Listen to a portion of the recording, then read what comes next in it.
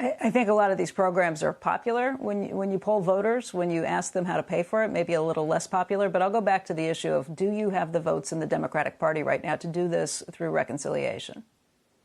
Again, that's a theoretical exercise when we haven't even turned to that mechanism. Right now, we not only have a lot of Democrats who are excited about this, we got a lot of Republicans who are excited about this. And it's obviously working toward a final form. And there are negotiations going on within the House and the Senate. Over the weekend, a bipartisan plan that's part of the foundational baseline bill on the highways and surface slice was announced with bipartisan support. So progress is happening. There's a lot of give and take right now. That's natural. But what we can't do is sit still. I do want to mention, though, that when you ask the American people about our proposal on how to pay for this, support for the plan actually goes up. It's actually more popular when we talk about how we propose to pay for it, because most Americans agree with the president that ordinary Americans are paying plenty in taxes, but a lot of corporations are not paying their fair share. Yeah, it's usually pretty popular when you ask people how to pay for it, and as long as it doesn't include them, they're okay with it. Look, the Republicans have come back to this idea that used to be a pretty bipartisan issue, and that was to have things like a user fee.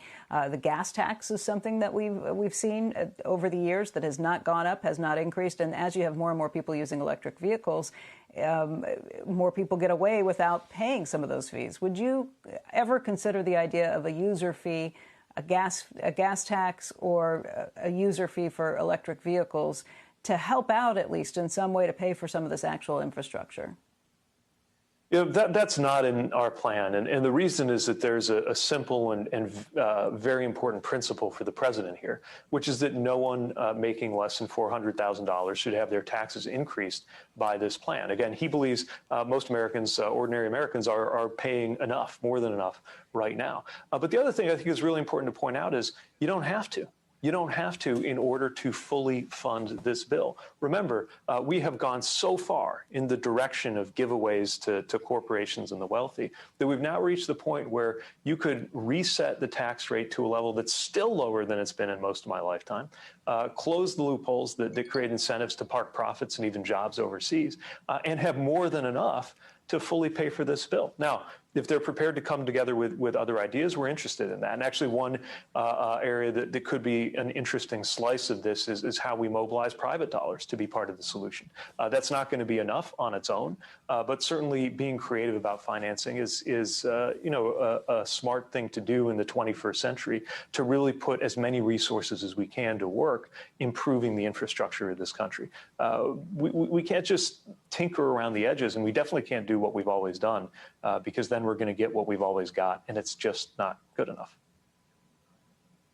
You know, there was some progress put forth. Janet Yellen, the Secretary of Treasury, has talked about how it's very important from her perspective to get a global minimum tax for corporations. And it certainly looks like there's progress towards moving towards a 15% global minimum tax. If that's the case, though, you have to wonder what our country is going to do in terms of what they charge multinationals. Would that limit be brought down to maybe 21% so that there's less of a gap with the global tax so that American companies are at less of a disadvantage?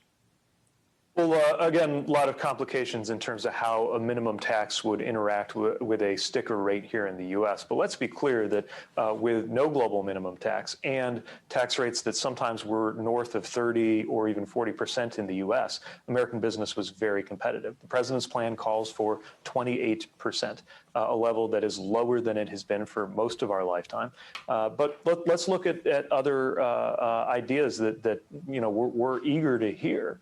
We just need to make sure they're specific enough to get the job done, and that they keep fidelity with the president's promise that he intends to keep, not to raise taxes on most Americans. Would you say that Memorial Day is going to be the deadline? Are we sticking with that deadline to see if there's bipartisanship, or do you think it could stretch beyond that?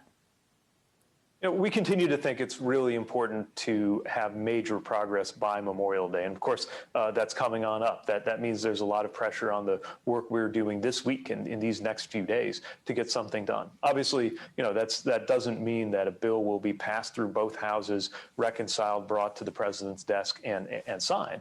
But it does mean that we really need some forward motion here, because we can't just string this along. I think the American people will lose patience with us, and I don't think the president has patience for things to go in circles. But what I'll say is that so far, we've had very honest, above board, good faith, and meaningful conversations about where Republican senators started, where we started, and how we can get closer together.